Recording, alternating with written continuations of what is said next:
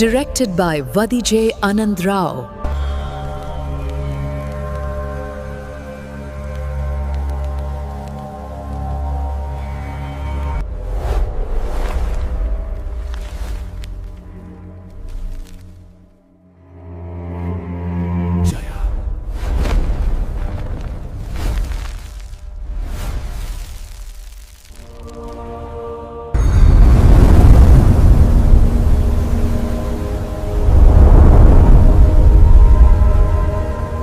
దేవతలు నివసించే ఆ స్వర్గలోకం ఒకప్పుడు శాంతికి, ఆనందానికి నిలయంగా ఉండేది.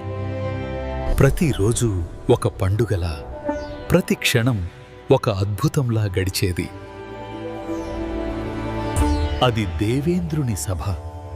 అక్కడ నాట్యం ఒక ప్రార్థన, సంగీతం ఒక తపస్సు. స్వర్గంలోని ప్రశాంతత ముందు కాలం కూడా నిశ్శబ్దం అయిపోతుంది. అక్కడ కేవలం దైవ నిర్మల ఆనందమే రాజ్యం చేస్తుంది. కానీ ఆ దివ్యమైన శాంతి శాశ్వతంగా నిలవలేదు. ఒక అపశకునంలా సంగీతం నిశ్శబ్దంగా మారింది. ఆ అపశకునపు నిశ్శబ్దం ఒక నల్లని నీడ రూపం దాల్చింది. అది సోకిన చోటల్లా స్వర్గపు కాంతి మసకబారింది. ఆ చీకటి మధ్య నుండి ఒక పర్వతంలా, ప్రళయకాలపు మేఘంలా అసుర చక్రవర్తి వృత్రాసురుడు ఆవిర్భవించాడు. ఆ భయంకర రూపాన్ని చూసి దేవతలు తమ భయాన్ని అధిగమించి తమ సకల అస్త్రశస్త్రాలను ఆ అసురుడిపై సంధించారు. ఆ భయంకర రూపాన్ని చూసి దేవతలు తమ భయాన్ని అధిగమించి తమ సకల అస్త్రశస్త్రాలను ఆ అసురుడిపై సంధించారు. కానీ ఆ అస్త్రాలన్నీ ఆ అసురుడి చీకటి దేహాన్ని తాకినంతనే తమ శక్తిని కోల్పోయి నిప్పురవ్వల్లా రాలిపోయాయి. దేవతల రాజైన ఇంద్రుడు కూడా నిస్సాయుడయ్యాడు. తన సర్వశక్తులు విఫలమవ్వడంతో, ప్రాణభయంతో ఇక వేరే దారి లేక ఇంద్రుడు పలాయనం చిత్తగడిచాడు. స్వర్గాన్ని కోల్పోయిన దేవతల సైన్యం తమ చివరి గమ్యానికి చేరుకోవాలని నిర్ణయించుకున్నారు. అదే సత్యలోకం. తమ సర్వస్వాన్ని కోల్పోయిన దేవతలు ఆ సృష్టికర్త కరుణ కోసం ప్రార్థించారు. వారి దీనస్థితిని చూసి ఆ పితామహుని హృదయం ద్రవించింది. ఆ పితామహుని కరుణా సముద్రంలో దేవతలకు ఒక కొత్త ఆశాకిరణం కనిపించింది. సృష్టికర్త తన దివ్యవాణిని వినిపించడానికి సిద్ధమయ్యాడు.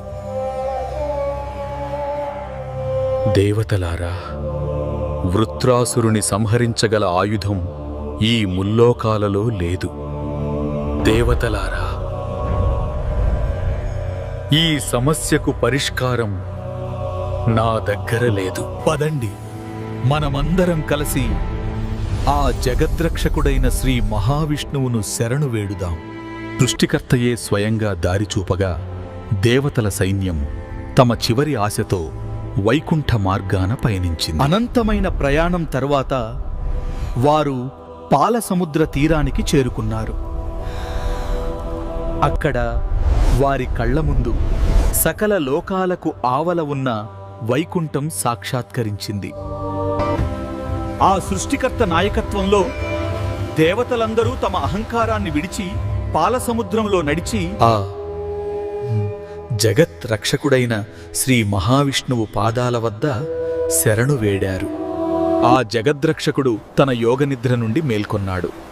ఆయన పెదవులపై చిరునవ్వు దేవతల హృదయాలలో ఆశను నింపింది. ఇంద్రుడితో పాటు సకల దేవతలు, చివరికి ఆ సృష్టికర్త కూడా తమ అహంకారాన్ని విడిచి ఆ జగద్రక్షకుని కరుణ కోసం ప్రార్థించినారు. ఓ జగద్రక్షక, మేము సర్వం కోల్పోయాము.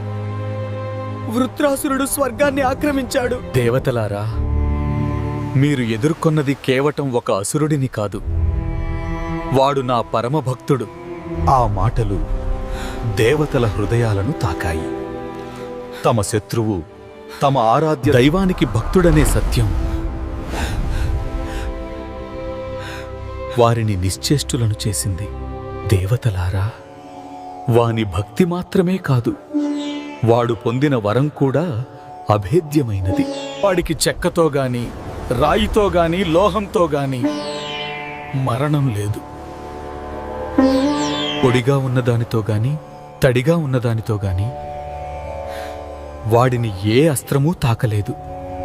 పగలుగాని రాత్రిగాని వాడిని ఏ అస్త్రమూ తాకలేదు. ఇటువంటి నియమాలతో వృత్తాసురుడు మరణం లేకుండా వరాన్ని పొందాడు. ఆ చివరి మాటతో దేవతల చివరి ఆశ కూడా అస్తమించింది. స్వర్గాన్ని తిరిగి పొందే మార్గం పూర్తిగా మూసుకుపోయిందని వారు గ్రహించారు. దేవతలారా, ఆ రాక్షసుడు పూర్వజన్మలో చిత్రకేతుడనే గొప్ప రాజు, నా పరమ భక్తుడు అని విధివశాత్తు పార్వతీదేవి శాపానికి గురై ఈ అసుర రూపాన్ని పొందాడు. ఆ మాటలు వజ్రపాతంలా వారిపై పడ్డాయి. తమ శత్రువు వెనుక ఆదిశక్తి యొక్క శాపం ఉందని తెలిసి దేవతలు పూర్తిగా నిశ్చేష్టులయ్యారు. ఆ చివరి మాటతో దేవతల చివరి ఆశ కూడా అస్తమించింది. స్వర్గాన్ని తిరిగి పొందే మార్గం పూర్తిగా మూసుకుపోయిందని వారు గ్రహించారు. కలత చెందకండి.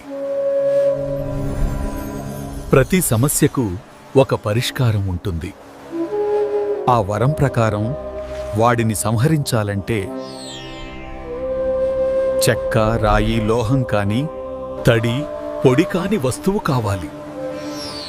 అటువంటిది ఒక మహాతపస్వి అస్థికలు మాత్రమే. భూలోకంలో దధీచి అనే మహర్షి ఉన్నారు. ఆయన అస్థికలే మీ ఆయుధం. ఆ పేరు వినగానే దేవతల హృదయాలలో ఆశ చిగురించింది. కాని ఆ ఆశతో పాటే ఒక గొప్ప త్యాగాన్ని అడగబోతున్నామనే భారం కూడా వారిని ఆవరించింది. వెళ్ళండి దేవతలారా, ఆ మహర్షిని యాచిండి. లోక కళ్యాణం కోసం ఆయన తప్పక అంగీకరిస్తారు. ఆ జగద్రక్షకుని ఆదేశంతో దేవతల సైన్యం తమ చివరి ఆశను మోస్తూ భూలోకానికి బయలుదేరింది. సుదీర్ఘ ప్రయాణం తర్వాత దేవతలు తమ గమ్యాన్ని చేరుకున్నారు.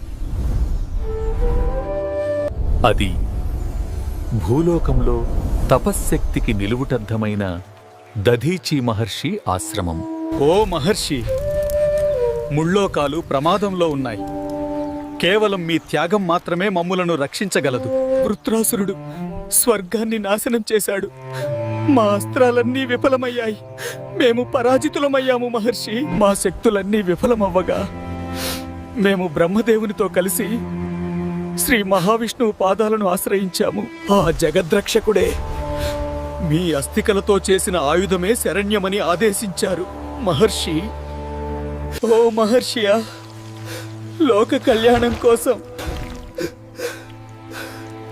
దయచేసి ధర్మస్థాపన కోసం మీ అస్థికలను మాకు దానం చేయండి.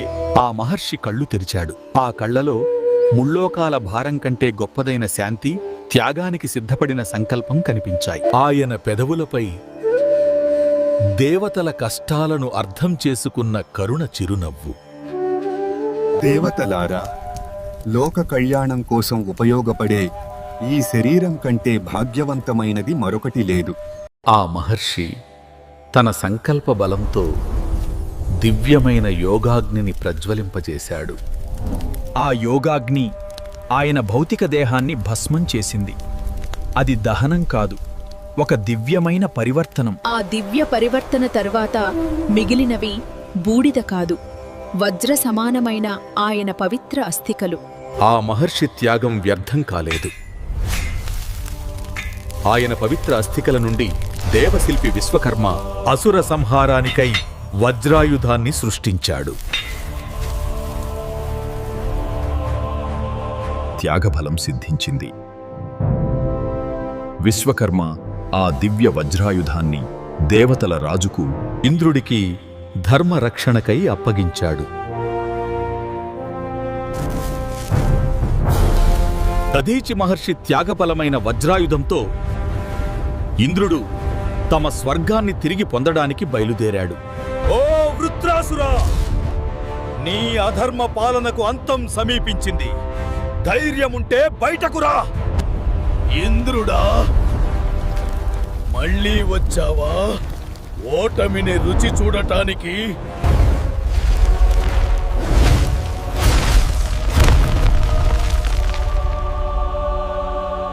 దధీచి మహర్షి త్యాగం కూడా వ్యర్థమైనదా? ఆ వజ్రాయుధం సైతం ఆ చీకటి శక్తి ముందు నిలువలేకపోయిందని వృత్తాసురుడు గర్వంతో నవ్వాడు. చివరి క్షణంలో ఇంద్రుడికి మార్గం దొరికింది. దధీచి మహర్షి త్యాగశక్తితో నిండిన వజ్రాయుధం అధర్మాన్ని ఛేదించడానికి దూసుకుపోయింది.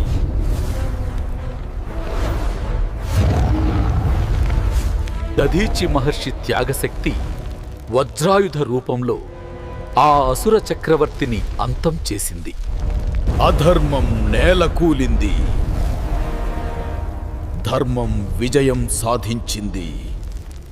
దధీచి మహర్షి త్యాగం ఫలించింది. వజ్రాయుధం అధర్మాన్ని నాశనం చేసింది. ఈ విధంగా శాప విముక్తుడైన చిత్రకేతుడు తన నిజరూపాన్ని పొందాడు. స్వర్గానికి విముక్తి లభించింది. అధర్మం ఓడిపోయింది, ధర్మం గెలిచింది.